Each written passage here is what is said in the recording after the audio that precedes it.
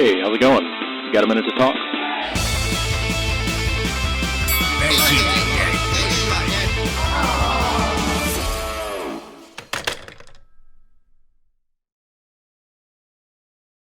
Okay, well, Anthony, thank you so much for coming on the show. It looks like we have a special guest with us as well. We do. So I'm happy to have both of you. Would you care to give a little bit of context to those of the viewers that are actually going to watch this on YouTube?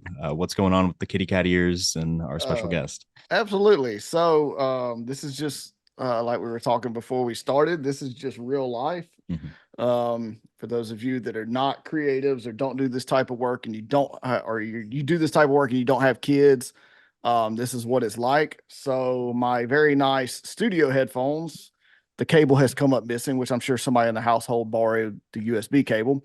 So I am borrowing my oldest daughter's kitty cat headphones because that's the only thing I have that is hardwired for this. And then my wife and my oldest daughter had to go to a church function, so I am on baby duty. So that's what we are doing here.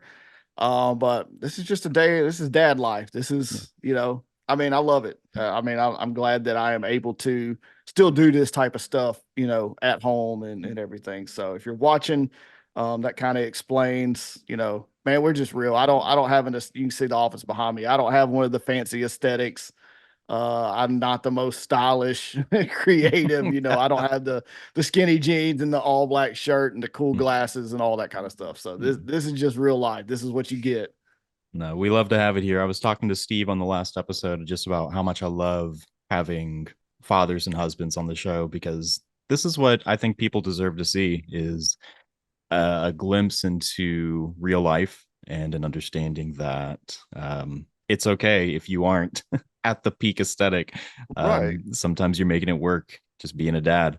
So I appreciate you coming on. It's a privilege. You are one of the oldest. I don't want to say oldest as an age, but No, you one of the just say long oldest in age. what It's true.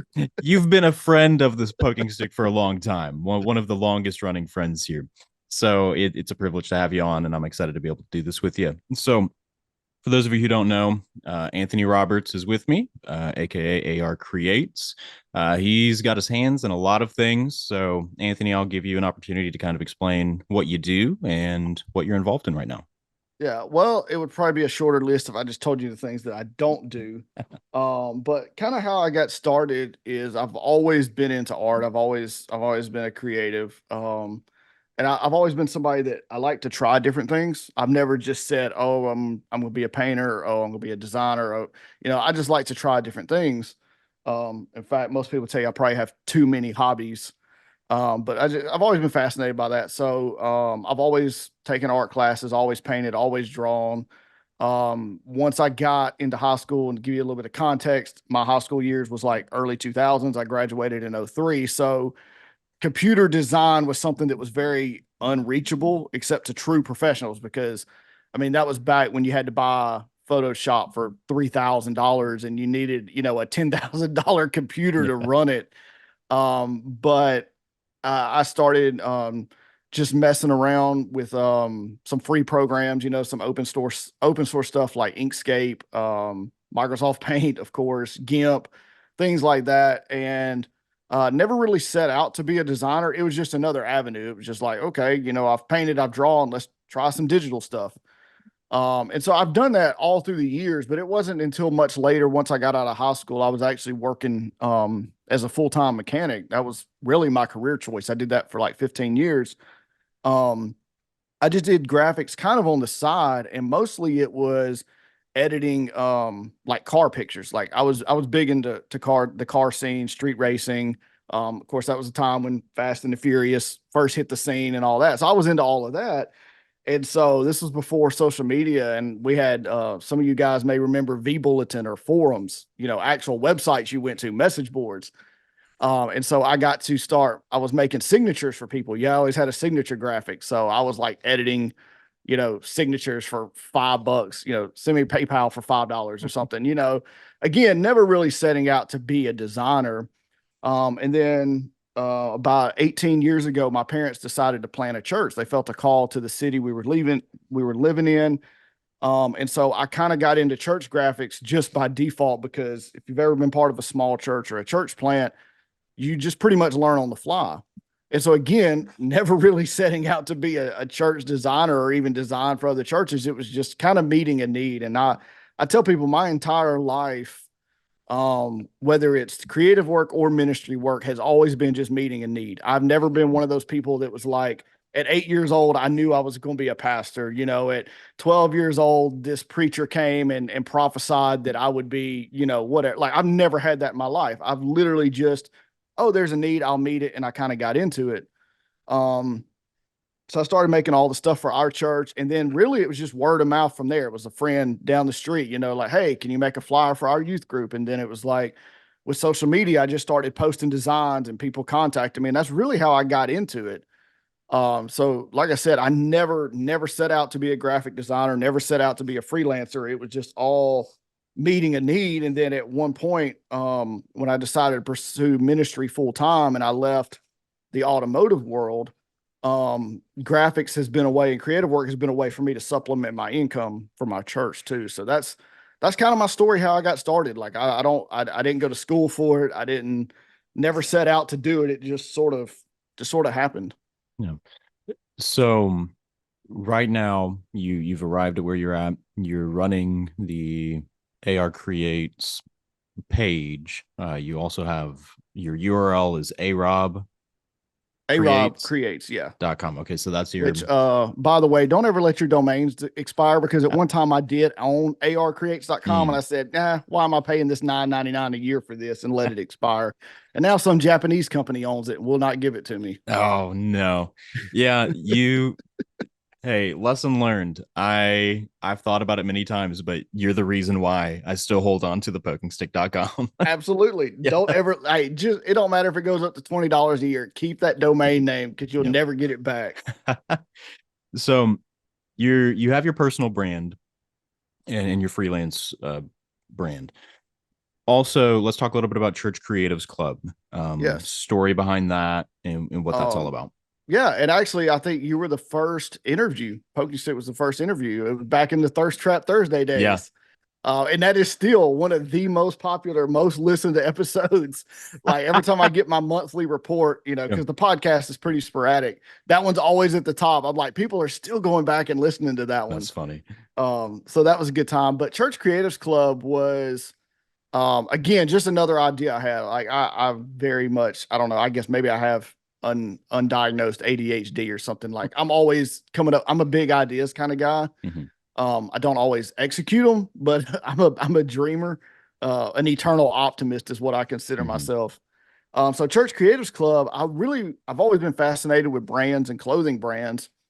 And I love creating merch. That's my all-time favorite thing. And if you've ever read Aaron Draplin's book from Draplin Design, if you've ever read his book, he talks about he just likes making stuff. And so if you ever look, he always releases merch. It's where it's like hats, pencils, rulers, pocket knife, like it's just random stuff with his logo on it.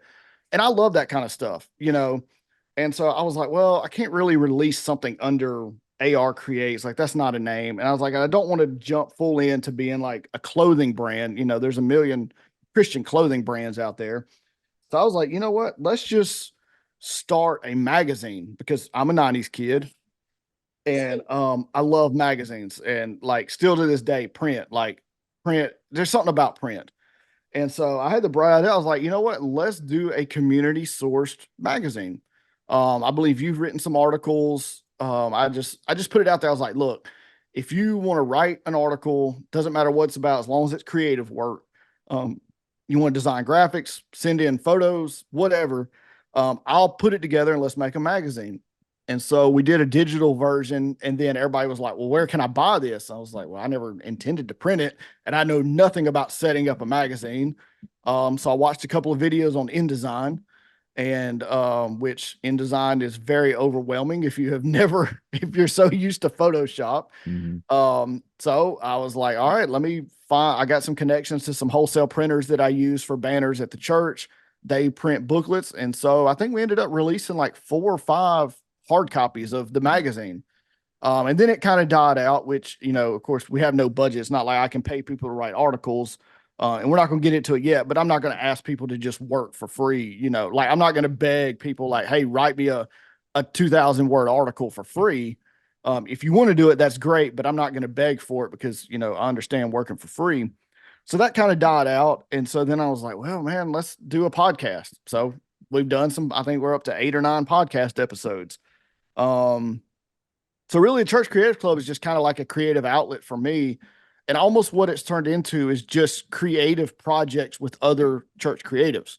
And right now I've made some allusions to it. We're going to do a merch tour. Like I've contacted 5 amazing designers, and we're just going to release like all these different shirts in all their own unique styles. And when that project, runs its course, I'll come up with something else. But that's just kind of how I want to be, is just to do these creative projects. It's not Church Creatives Club is not really a magazine. It's not a podcast. It's just a group of creatives like, hey, we just come up with these crazy ideas. And, I don't know, maybe we'll do some art type stuff. I think it'd be awesome to do some manufacturing. There's a secular company called Mischief. If you've ever followed them, they do these really unique drops and like limited runs, and they're kind of art projects. I'd love to do something like that, but on a Christian, centered around Christianity and church creative work. So, yeah, the Church Creatives Club, I literally just had the idea sitting in bed one night, and I was like, I don't know if that'll work. I'm gonna write it down anyway because I might forget about this in the morning. I think we're up to almost 2,000 followers on Instagram now, and like I said, we've done magazines, podcasts. We're working on these collaboration shirts, and I don't know. We'll see what happens. Yeah, exciting stuff. That so that's where we're at now. I want to walk back just a little bit to early days of Poking Stick. The big thing when I was getting started, and I had no idea what on earth I was doing. I didn't even know I was a church creative. Yeah. I kind of where you were at. I was like, I just want to make stuff, and, and then out of nowhere, I'm in this world. But in the early days, kind of the way to do it was you made your piece and you tagged like a couple of big pages, Pro Church Media being one of them. Yeah. And then I got my first feature on the page, and then I found out they had a Discord. So on this Discord, I don't know if they still do it or not, but on Wednesdays, Yes, they do. They still do it. They would get together and have a little bit of a hangout. And I, completely new to this world, logged in on a Wednesday. I'm pretty sure the first time I joined the channel, muted myself, and just listened. Yeah. And what I experienced was Ruben with his British accent. I'm like, okay. Oh yeah, amazing. What a refined gentleman. And I believe Stiggy was in there. Yeah. But then I hear this old Southern boy speak. That's right. And my ears perk up. I'm like, wait a second. God makes those. You got Southern creatives. Yeah. I mean, might as well just say redneck creatives. I'm in the deep. I'm further south than you are. I am in the deep south. Like I'm about to hit ocean. I'm so far south. Yeah. So I hear this Southern draw, and I'm like, okay, this is interesting. And you're talking about race cars. Yeah.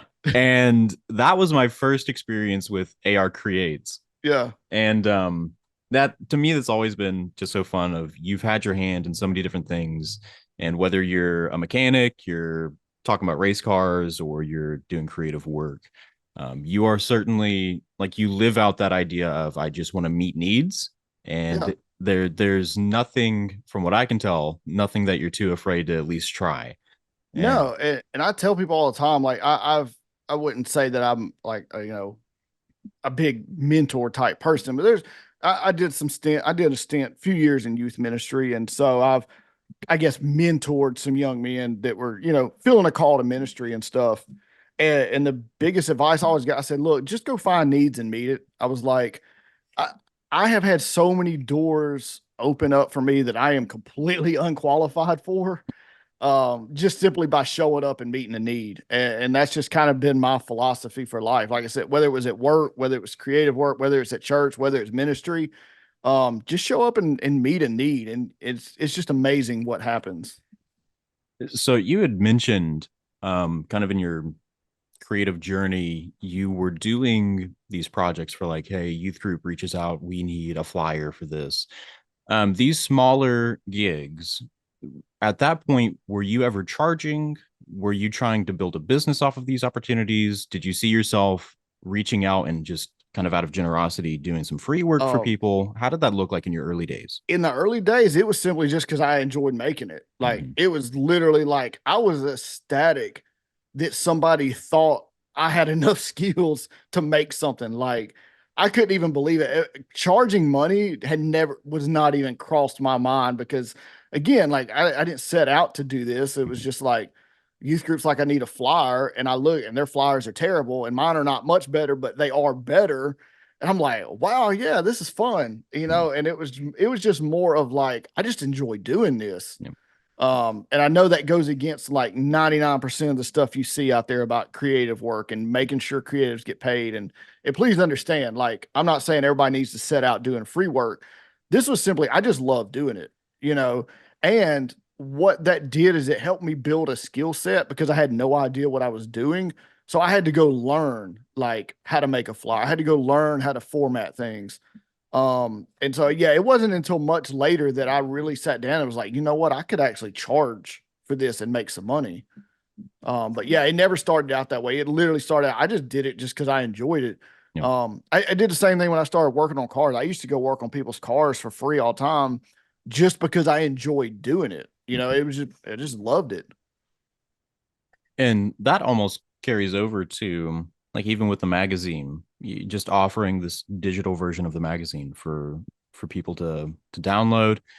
You've done a lot of things where it's kind of just like pay what you can to get these Yeah. assets, and that's really appreciated and needed. Um, I'll go ahead and I'll jump into it now, and then we'll circle back. But in recent weeks, maybe a month by now, there was a pretty controversial post that went out.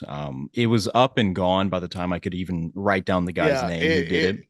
It got nuked pretty quick. Yeah. Um, the guys like Nick Goodner got involved with it, Yeah. which for those of you who don't know, Nick Goodner is like behind the creative church, like I'd say Yeah. the movement as a whole. And absolutely, and a very good resource to follow for Mhm. sure. So he chimed in, and that it was a huge, like you said, it got nuked really really Yeah, quickly. So essentially, the premise of the post was we, as my understanding, a large organization, we are calling on all creatives to send us your best work, and we'll have it on hand if we need it. And yeah, then if we use it, we'll give you the exposure.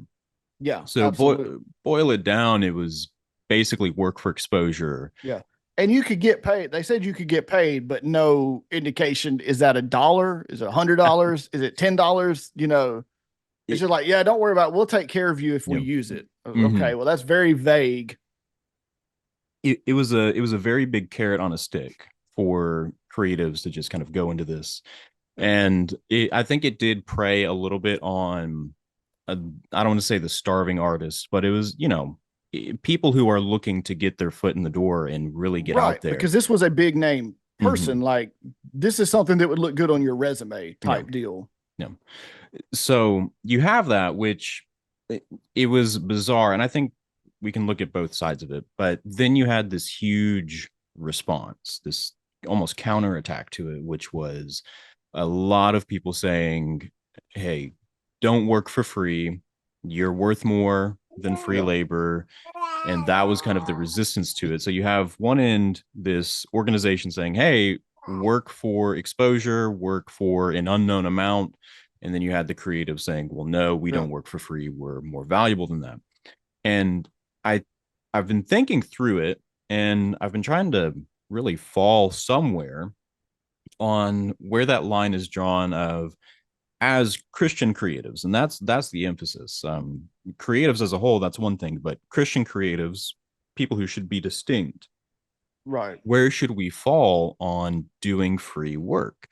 And I guess I'll throw this out to you. I want to bounce it off of you. Where does generosity come into play in the life of a Christian creative? Yeah. So I can kind of answer that. I've been since you had asked me to be on here, a couple weeks back or whatever. I've been thinking about my response to this, and I feel like I need to go back and clarify all the free work that I was doing before anybody gets mad and starts sending me hate that I'm taking away from paid creatives. I was doing stuff that people were not going to pay for anyway. When I'm talking about I was doing flyers for youth group, these are youth groups of like 5 to 10 people in a church of 25. These were startup churches with no budget. These were rural churches with no budget. So I never had somebody I never had somebody with a budget come ask me to do free stuff. Let's say it like that. Yeah. That's where I draw the line. I believe in helping people out where we can. And I've always used it when you're talking about generosity. I too many times I think we talk about generosity as money. I don't have a lot of money. Okay. I give my offerings, I give tithes, I give to charities. But in the grand scheme of things, I don't have a lot of money. Like I can't just say, hey, I'll write a $20,000 check to this charity because I'm a generous person.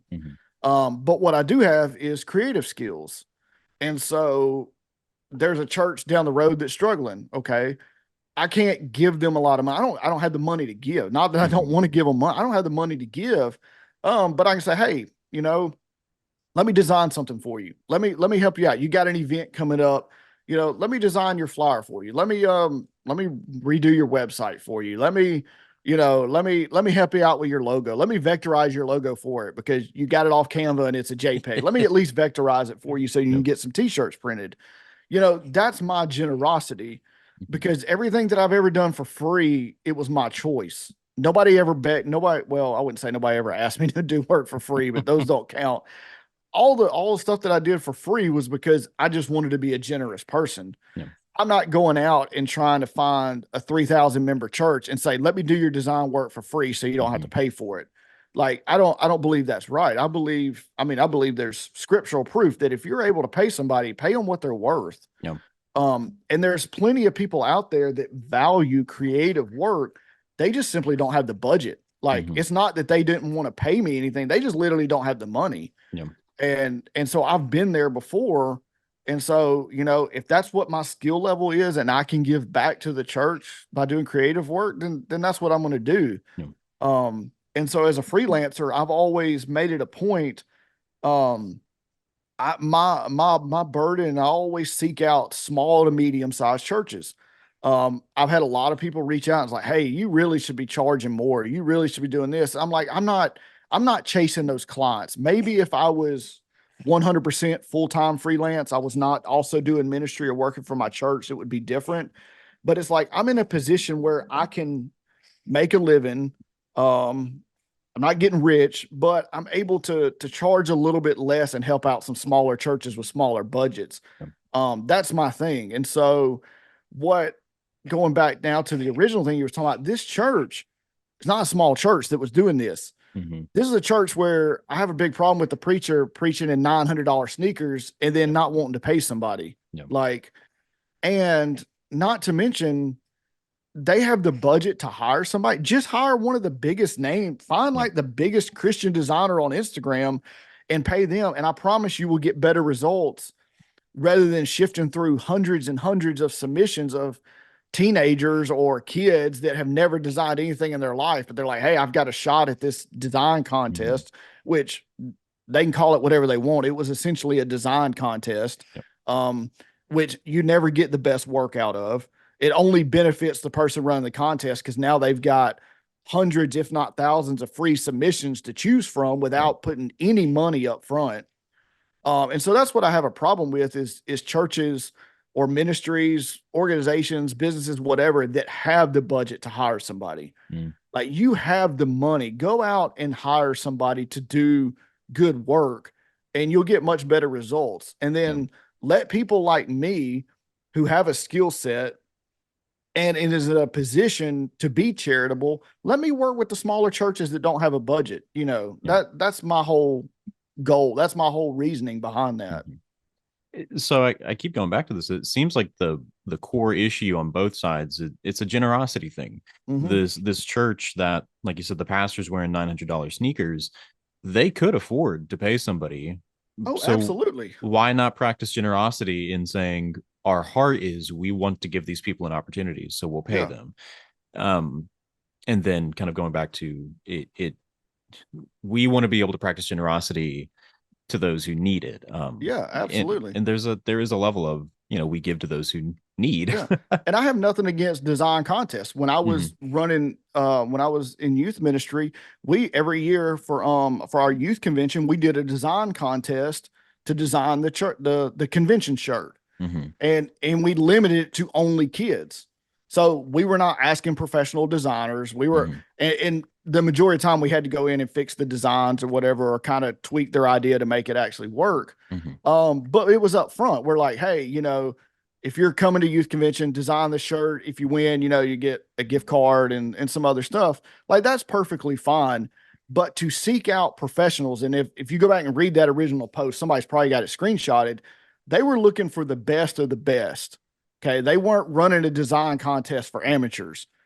And that's what really bothered me and I think it's what hit home with a lot of people. And Nick Goodner actually had a very good response to it. Is like, you've got the money, just pay somebody to do it. Hmm. Why are you running the design? Why are you trying to get all this work for free? And I don't even know if it was intentional, but they kind of were using their celebrity status in the church as like, hey, this is a really good opportunity for you Hmm. because you get to work with me, and it's like, okay, you're a little full of yourself there, Yeah. maybe let's practice some humility and just hire somebody and get the work done. Yeah. The passage that keeps coming to mind is 2 Corinthians 9:7, and it's talking about how somebody should give in the context of a church. And Paul really lays it out that you shouldn't give reluctantly and you shouldn't give under compulsion. Right. And so, one, we should be quick to be generous, but two, we shouldn't be strong armed into generosity. And Absolutely. I think there were a lot of creatives with good intentions with stuff like this, where they're like, well, I don't mind doing it for free because I want to be generous and I want to do something good and I want to help this church. But Right. I want to remind anybody listening, anybody who wants to get into creativity, the boundary there is, if you are strong armed into generosity, that's not the type of generosity that God is asking for. Right. Yeah. Because It's not generosity at that point. yeah, yeah, That's why I always talk about, like, if, you didn't even go to salvation. Like if you force somebody into something, then it's not a true relationship, yeah, you yeah, know? And so, yeah. So essentially preying on people that you're trying to get this free work for them, it just doesn't work. That's not yeah. true generosity. Um, yeah. And two, like, I don't know, I've been, I've been in the backside of church administration and in the business side of church. And it's just so much easier to have a relationship with somebody and work with a designer or a creative or something, personal, rather than just having a whole bunch of strangers submit work in. Hmm. Like you don't know who is submitting work in. You don't know what their background, and it just, Yeah. I don't know. The whole thing was just kind of like, it was really shocking because that's a church that really prides themselves on creativity. In fact, Hmm. they do a lot of insane stuff Yeah. that I know they are not asking people to do that stuff for free. Like they're not building these entire sets and shooting these, cinema quality movies and Yeah. promos for free. That ain't Hmm. happening. I know they are spending money on that stuff. But then to turn around and be like, hey, we're going to get you to design our church conference, materials for free, Hmm. and we'll pay you and shout your name out. Like, come on. Yeah. Um, I think you kind of touched on something that is been strange to me. Is I think, and I don't even think, I believe wholeheartedly that as a Christian creative, our loyalty first and foremost, as far as our creative work, should be to our own local church. I think if there's a church that we're going to create for and get priority, it should first top priority be our local church. And that's where I think it's bizarre that, again, bizarre may be the word to describe this whole thing, because Yeah. I have no doubt that this large church has people within its congregation that could do the work for them. They've probably got a paid creative full-time team, like, Exactly. which is the other weird thing. Yeah.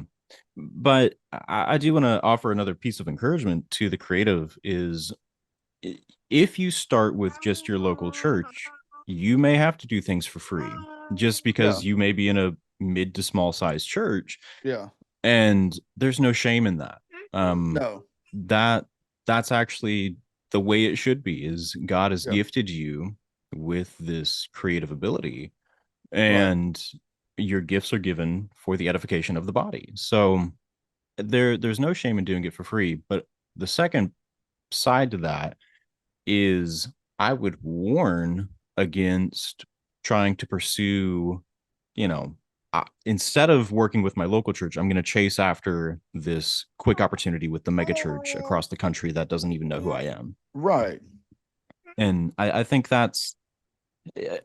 it was a messy situation. Yeah. That's And the only way. it backfired on them pretty quick. Yeah. And I do want to clarify, like, I believe they had good intention. I don't believe this was a malicious thing. I think it Mhm. was one of those ideas that was not thought through, which I can't No. blame. I mean, how many ideas have I had that I didn't think all the way through? I just don't have the following and get the backlash that Yep. they do. But it just, I mean, we could talk it to death, but it just was, you're right. It was just kind of bizarre because Mhm. like this church is known for its creativity and they've kind of got people like, why are you even approaching this? Yeah. Why are you even trying to do this? Just keep doing what you're doing. Like, I So don't get it. I guess the takeaways there are if you have that big of a following, you better be sure You better be before sure you what you're put it putting out out there there. Absolutely. because the internet never Absolutely. forgets. Yeah, and I do want to say that we're talking about all this free stuff. I definitely don't want to feel like people to feel like we're contradicting people like Nick Goodner because he is Mhm. we keep talking about him a lot, but he is a very big proponent for churches church creatives being Yep. paid, and that is true because um that that's been taken advantage of a lot. There are a lot of people out there that's Mhm. been taken advantage of. Thankfully, I've never really been on the receiving end of that, but I know people that have. Mhm. And I think a lot of it is just because people, pastors and church administrators don't really understand the amount of work that goes into it. Mhm.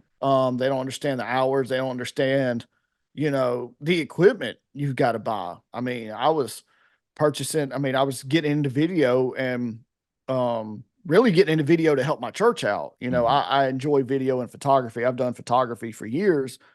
And I hopefully I will get some business out of that. That was my intention, but hey, I get to practice in my local church. Mhm. But just the amount of money I spent last year on camera equipment alone was like pretty significant. Mhm. And that was like entry level to mid grade stuff, Yep. wasn't, so just from that aspect alone, if a church came up and was like, hey, we're doing a 50th year anniversary, can you come shoot a promo video and do a couple of interviews with our staff and basically do all this big huge video production for free, be like, I'm sorry, I can't. Like, I've got to Yep. recoup all of my costs that I spent on this equipment to get to be able Mhm. to do this kind of stuff.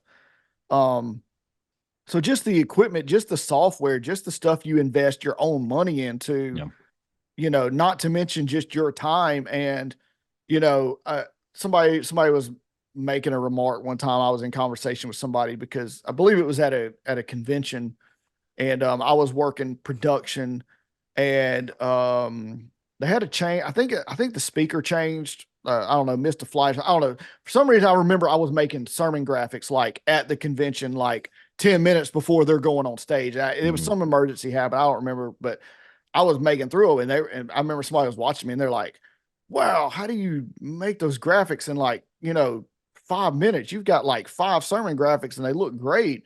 I'm like, "Well, because I've been making sermon graphics for like 10 years. Yep. It took me 10 years to get to this skill level Mhm. to be able to do it." And then they're, like, "Well, what would you charge my church for that?" And I tell them, they're like, "Wow, but it only took you like 10 minutes." I'm like, "No, it took me 10 years Yep. to be able to do this in 10 minutes, Mhm. So you're also paying for my experience and Yep. stuff like that too." That is true. Um, I think stuff like that, well, how much would I pay you? It only took you 5 minutes. There's a huge misunderstanding of like how you quantify creative work of like Absolutely. you're paying for a product of, you walk into a store and you see maybe a nice for me a nice pair of leather boots, I'm not calculating, well, how much time did it take to make it, harvest the Right. resources. I'm just looking at the price tag. But that's just not how it works. So, like with No, creatives, you're looking at it, you're saying, okay, I get the product, that's what I pay for. It doesn't matter how absolutely. long it took. Yeah. Yeah. How long it took is irrelevant. Yeah. You're not paying. It's not, this is not like assembly line work, Hmm. where, the more hours I put into it, the more production that comes out of it. Yeah. And one thing that really helped me, and this is another reason why I encourage. I've talked to some teenagers before that were wanting to pursue creative work, and I'm like, look, go get you a real job to pay the bills, and do creative work starting on the side, unless you just absolutely are crushing it and you can do it. Mhm. Because it'll take a lot of stress off you to have a steady paycheck coming in. Yep. Um, but also you gain skills in a real, quote unquote real job. Not that creative work's not a real job, but as being a mechanic for 15 years, I learned customer service skills. I learned time management skills because mechanics are paid on flat rate, which is basically commission without base pay. Hmm. So the way it works, to simplify it, let's say you bring your car to me and you need new brakes put on. Well, there is a standardized labor guide that says on this car, it should take you 1 hour to replace the brakes. So I have an hourly rate, or the shop has an hourly rate, and that's what we charge you. And then that hourly, I get paid 1 hour. So whether it takes me 5 minutes to put your brakes on or it takes me an entire day, I'm only getting paid 1 hour for that. So what you learn as a mechanic is time management. Okay, well, I'm gonna get paid this much on this job, this much on this job, this much on this job. Okay, I can start on this one, then I can come over here and start on this one while I'm waiting on parts to come in. And so you learn that management. And so that really helped me out when I got into creative work of managing projects.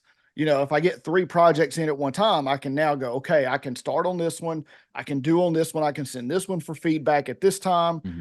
and all that. And then, I had to sell. So I had to go explain to people, like, here's why you need brakes. Here's why you need tires. Here's why your belt's bad. Here's what's the consequences could be if you don't replace that.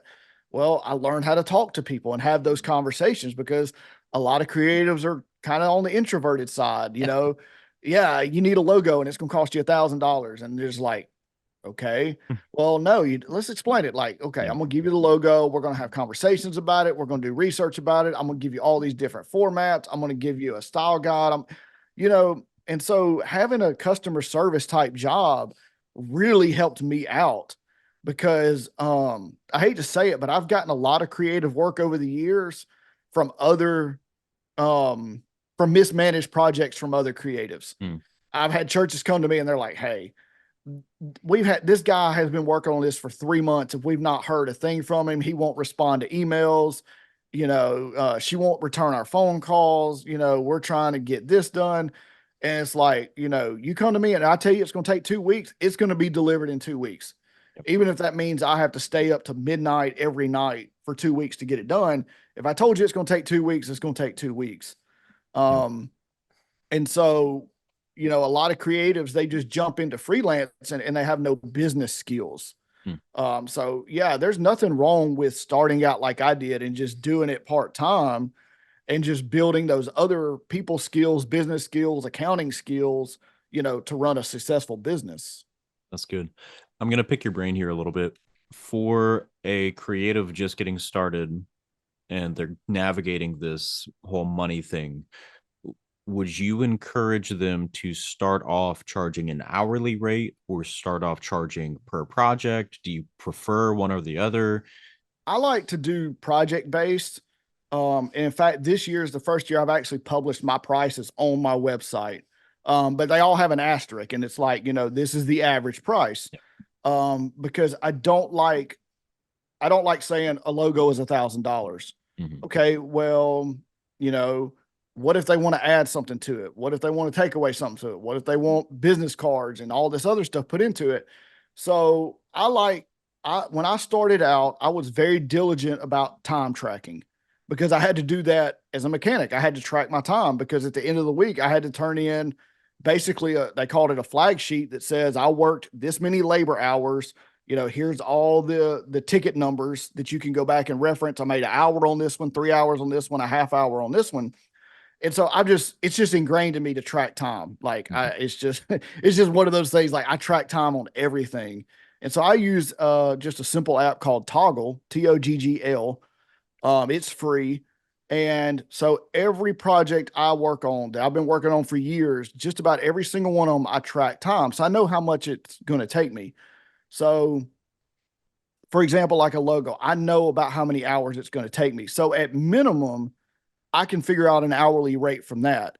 If a logo takes me 10 hours and I only charge $50, that's not very much money. No. If I know on average it takes me 10 hours and I charge $1,000, that's a little bit better hourly rate. Yeah. So I kind of base my projects off of that. Okay. And then, but I never publish that hourly rate. Like that's not, because somebody's going to be like, well, I want to see how many hours you actually worked. You charged me for 10 and you only worked 7. That's not how it works. Yeah.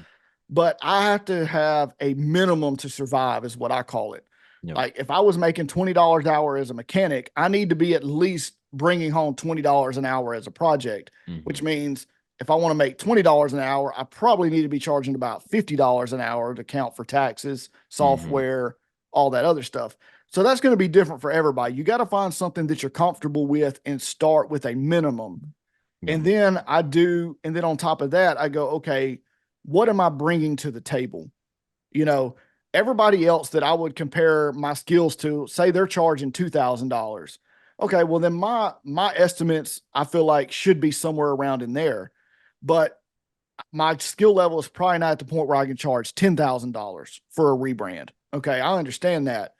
So it's just one of those things. Like, it's just, I always tell people, start out with your minimum. Like, I have to make this much money. Start out with that. And then add in, what do I bring? And also when you're factoring that in, factor in the phone calls you're going to have to make, the emails you're going to have to do, the revisions you're going to have to do. Just because I say a logo takes 10 hours, what may take 15 hours total if I add in all the office work and the administration side of that too, and communicating with people. So it's just different things. I'm glad to see more creatives actually publishing their prices, because it gives me an idea of what other people are charging, and I can look at their work and go, okay, they're definitely more skilled than I am. So I probably don't need to be charging that much, but I can charge, a little bit under. Not that I'm undercutting them, but I believe that my product is worth this amount of money. Yeah. And then the reason why I say everything is project-based is because if I have a conversation with a church and I say, this project's going to be $1,000, and they're like, look, we would happily pay that. We literally can only pay $800. We're not trying to lowball you. If that's not going to work, just tell us, but that's all we can pay. Then I can work with them and say, okay, you know what? Let's make this work. Let's make this work for you. How about we do this amount of work for $800, and then in 6 months, why don't you come back and get the rest of it done, or something like that? Yeah. So I never quote somebody a price without having a conversation first, because like I said, it's, and part of that is because I'm freelancing. This is part-time. I'm in ministry, and it just goes back to that generosity thing. If I was doing this full-time and I was the sole source of income in my house, yeah, I would be treating this a little bit different than what it is. And I will say, I'm a big proponent of charge what you're worth, but you're only worth what people are willing to pay. That's true. When you hear these things like Apple paid like $1 million for their logo, and you're like, I could draw that for $1 million. Come back to me when you find a company that's paying you $1 million for that. You're going to have a reputation. If you read the story behind that, the guy that did the current Apple logo had a very big creative reputation. And that whole story is in Steve Jobs' biography. And he told Steve Jobs, he said, for me to rebrand this, it's $1 million. And he said, okay, I'll write the check for $1 million. And that's, how they got the logo. And obviously there's a lot more involved than just the logo, but it's kind of the point. Yeah. Just because somebody charges $30,000 for a rebrand doesn't mean I can charge $30,000 for a rebrand. Yeah. I'll add to the project-based charge. As you get better at what you do, you have that luxury of, you're going to get quicker. Mm-hmm. at what you're doing. So you may charge X amount of dollars for sermon graphics, but like you said, you're at a point where you know how to make a sermon graphic well, and you know how to do it in an efficient time manner. Yeah. So there is that. If you're charging an hourly rate, and let's say you can crank out a sermon graphic in 10 minutes, Yeah. well, they kind of puts you in a tough spot. So either you're going to be sitting around and running the clock, or I would recommend go project based and Yeah. get good at what you're doing. And that goes back to my mechanics career. Is my rates never got lower because I could beat the time. That's what we always called it, beating the time. Yeah, I can do a brake job on some cars in 10 minutes now, and I was getting paid 1.8 hours. Well, my boss never came to me and was like, "Hey, you need to slow down." He was like, "No, that's great. Guess what? Now you can do 4 more instead of 2 a day. You can do 4 a day or 5 a day." Yeah. And that brings in more money total for the shop. So I never go down in my pricing, if that makes sense. Just because I get quicker at it doesn't mean I go down. In fact, it means I probably, need to see about going up or something like that. So tracking your time is great to give you a baseline. But don't ever go down just because you're quicker at it and say, well, it was taking me an hour. Now it takes me 30 minutes. I need to cut my price in half. No, keep your price the same. It just means if you can do the same amount of work in less time, that just means you're improving. And that's the whole goal anyway. No, that's true. That's great. So moving forward here, for a creative navigating this pay thing, navigating a world where people are going to be asking them to submit free work, any advice for portfolio building? Because I think a lot of creatives would have looked at this and said, this is going to help my portfolio, this is going to help my resume so much. Now other creatives are saying, no, don't do this, and I don't have clients right now. How on earth am I supposed to build a portfolio? What would your recommendation be for getting started that way? Well, I can only speak to my personal experience. And I always tell people, look, just be you. I've gotten caught up in the hype before. Some of these creative coaches, Chris Dew is one. That guy's phenomenal, but he's speaking to people that are running like big businesses. And sometimes, and I have made the mistake before of pricing myself like that, and I've scared clients off. But I will tell you this, I had to just make the decision, I'm just going to be me. I'm not anybody else. I'm on this journey by myself. I'm not competing with anybody else. I have yet to get a creative project based on clout, if you want to call it that. I've never had somebody come to me and say, "Oh man, you worked with that conference. You worked with it. Let me, everything I've gotten has pretty much been word of mouth." That may be different for other people, but I have never seen the benefit of working for exposure. I've done it a couple of times. It never benefited me. And so after a few times of doing that, I was like, I'm not getting any benefit from this. Sure, you shared it and you got 50,000 followers. Yeah, I got some more Instagram followers out of it. I didn't get a single project out of it. All I did was get people, other designers and other creatives following me. I didn't get any business clients off of that.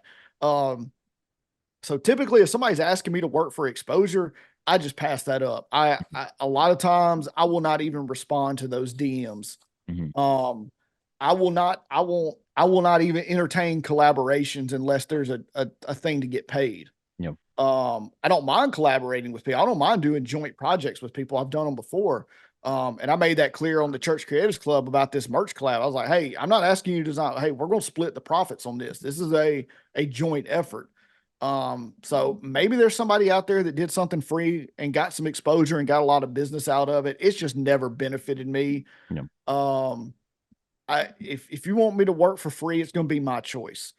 I'm going to approach you and say, hey, you know what? I'm not going to charge you for this, or I'm going to charge you a discounted rate because I want to help your church out or help your ministry out. So when it comes to building a portfolio and you think, well, I need clients, I started out doing there was a 30-day logo challenge, and every day it had a different prompt.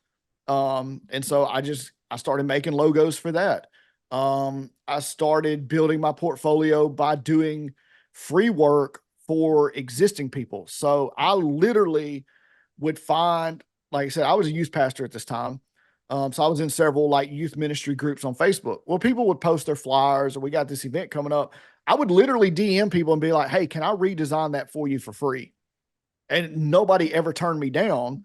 But now I had a real project I could put in my portfolio, Mhm. put it on my website, and people could go look up and go, oh, that was a real conference. That was a Yeah. real convention. Um, so I did stuff like that. Doing the PCM challenge, doing design challenges, just doing stuff for yourself, man. Just design some merch, even if you never sell it, and just make some mock-ups and put Yeah. it on your website.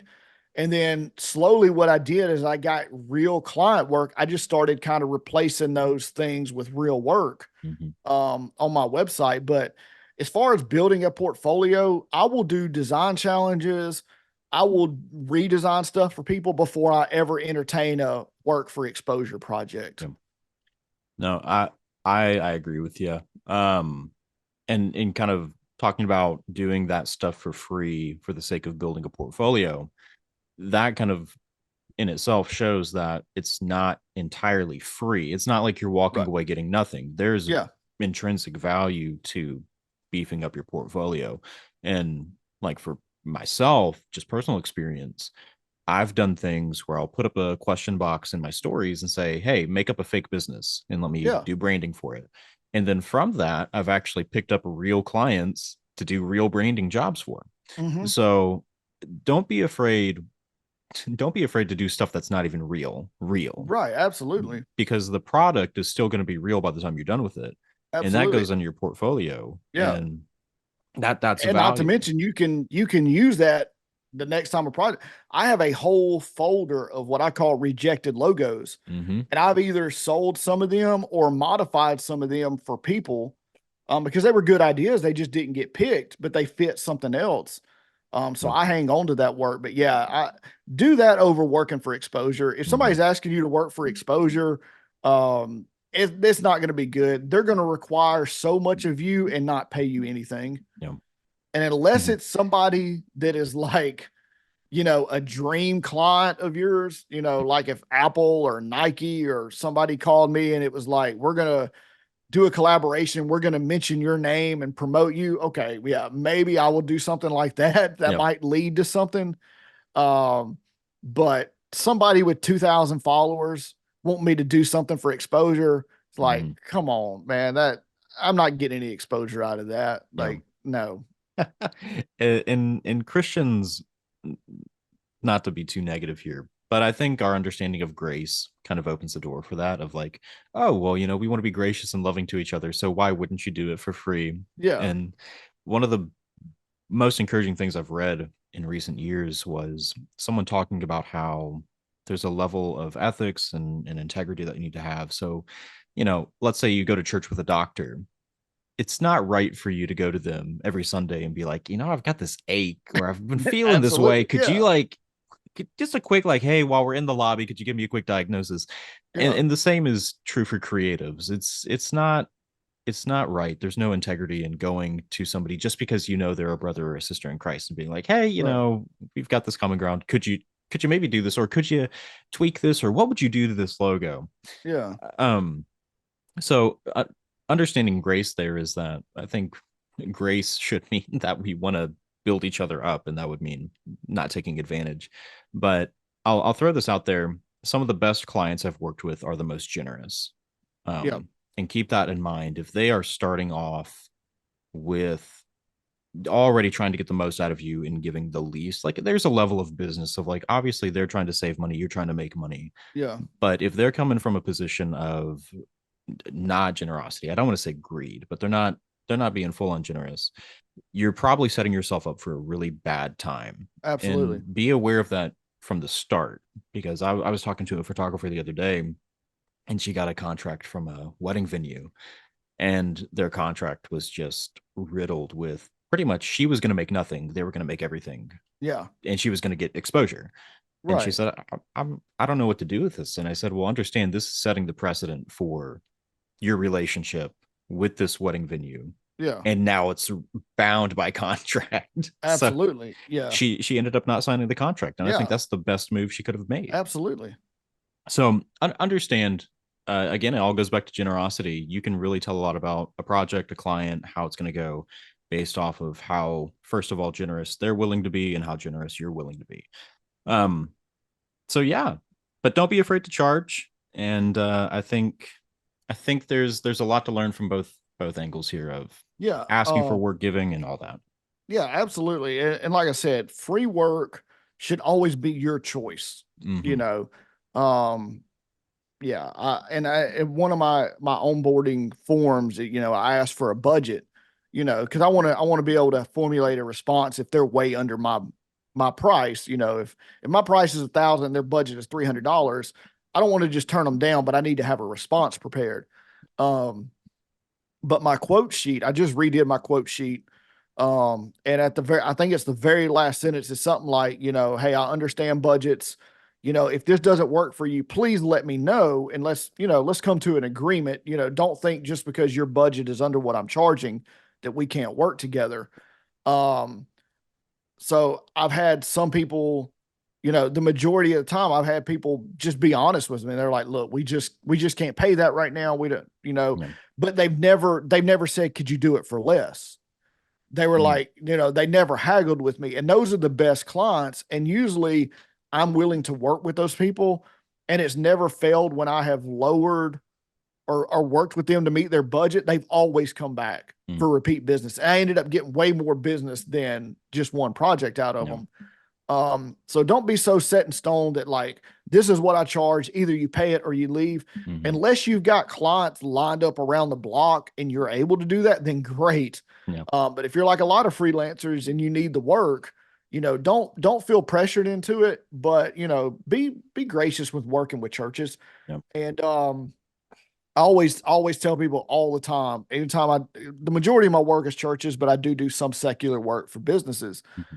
And I always tell me, look, I treat churches differently than I do businesses. Yeah. I'm more than willing to work with you on payments, more than willing to work with you on budgets, whatever. When I talk to a business, now in my contract, it's you're going to pay this percentage up front. You're going to pay this percentage. These are Mm-hmm. non-negotiable. Yeah. But with churches, I try to, like I said, I try to have some grace with them. Mm-hmm. And even want to put this out there.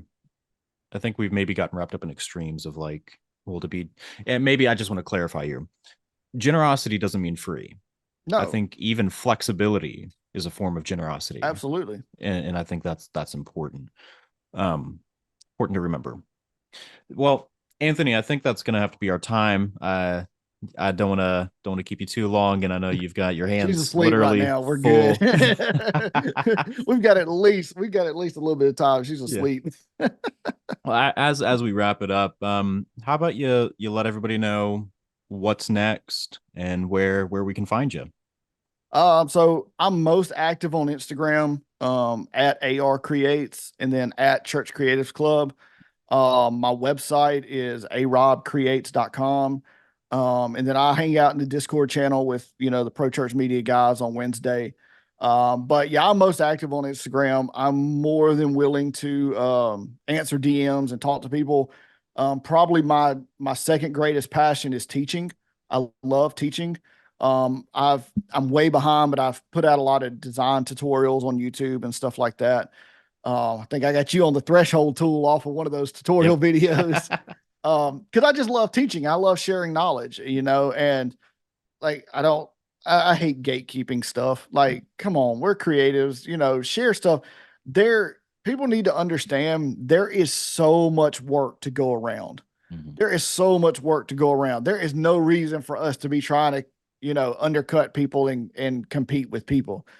There's so much creative work going, and the more that our world goes digital and stuff like that, and social media just becomes even more ingrained in our daily life, there's such a demand for graphics and such a demand for creativity and marketing and advertising and all this. So I have no problem sharing stuff. Now if you do DM me on Instagram, I might respond back at 3 a.m. when I'm up changing the diaper or something. So just so you know, the responses will be very sporadic. But my inbox is always open, and I have people, you know, they'll message me, you know, hey, how did you do that? I saw this guy. You know, I have no problem telling people how I do stuff. I share all the resources that I have. So yeah, I could talk about this all day, but I just, you know, I just love creative work. Just, I enjoy it. If I never make another dime off of it, I'll still be doing it just because I love it. There we go. I think that's the heart we all need. Doing it because we love it. And I think the rest kind of falls in place. Absolutely. Anthony, I appreciate you coming on. Yeah. Thanks for having me. It's a joy to have you, joy to speak with you.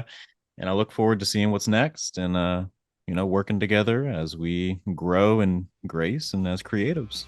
Absolutely. All right, man. Appreciate it. Yeah, appreciate you. Take care.